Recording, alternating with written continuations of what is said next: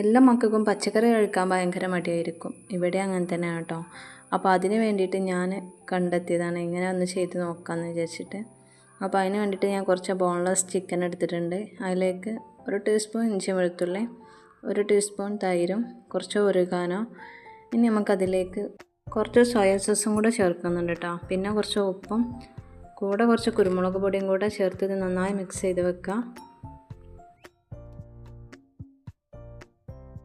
അപ്പോൾ ഇത് കുറച്ച് നേരം നമുക്കിവിടെ മാഗ്നേറ്റ് ചെയ്ത് വെക്കാം.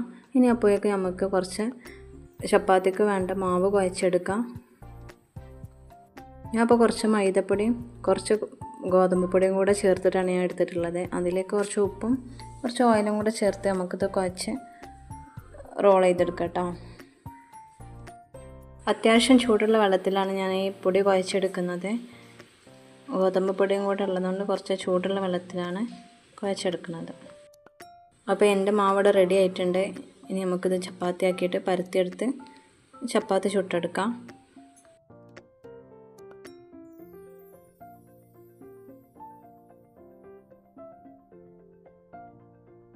ഇനി നമുക്ക് മാഗ്നേറ്റ് ചെയ്ത് വെച്ച ചിക്കൻ ഒന്ന് പൊരിച്ചെടുക്കുന്നുണ്ട്.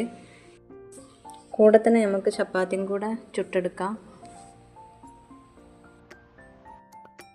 അപ്പോൾ ചപ്പാത്തിയും ചിക്കനൊക്കെ ഇവിടെ റെഡി ആയിട്ടുണ്ട്. ചിക്കൻ ഫ്രൈ ചെയ്ത് വെച്ചിട്ടുണ്ട്. ഇനി നമുക്ക് ഇതിലേക്ക് വേണ്ട പച്ചക്കറിയാണ്. അപ്പോൾ ഞാൻ എടുത്തിട്ടുള്ളത് ഇത്രയും പച്ചക്കറിയാണ് കേട്ടോ ഞാൻ ഇവിടെ എടുത്തിട്ടുള്ളത്.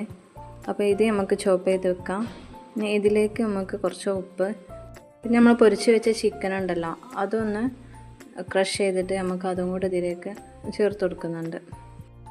ഇനി ഇതിലേക്ക് നമ്മൾ ഉണ്ടാക്കി വെച്ചിട്ടുള്ള മയോണൈസ് ഉണ്ട്, അതും കൂടെ ചേർത്ത് കൊടുക്കുക. വളരെ ഹെൽത്തി ആയിട്ട് ഉണ്ടാക്കി വെച്ചിട്ടുള്ള പച്ച കോഴിമുട്ട ഓയിലൊന്നും ചേർക്കാണ്ട് ഉണ്ടാക്കിയിട്ടുള്ള മയോണൈസാണ്.